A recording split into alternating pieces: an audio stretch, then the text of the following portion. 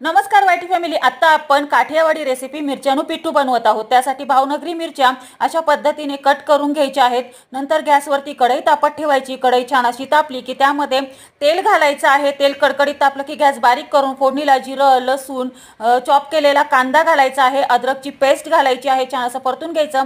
नंतर हिंग घालायचं आहे, कढीपत्ता घालायची आहे, हळद घालायची, लाल मिरची पावडर आणि छान असं परतून घ्यायचं आहे हा कांदा तेलामध्ये। आता यामध्ये कट केलेल्या ह्या भावनगरी मिरच्या घालायच्या आहेत। छान अशा परतून घ्यायचे 2 ते 3 मिनिटं। वरतून लोणच्याचा मसाला घालायचा आहे, परतायची आहेत पुन्हा ही मिरची। आणि आता सॉल्ट घालायचं आहे चवीसाठी। वरतून थोडंसं पाणी घालून झाकण ठेवायचं आहे, 2 मिनिटं वाफ येऊन द्यायची।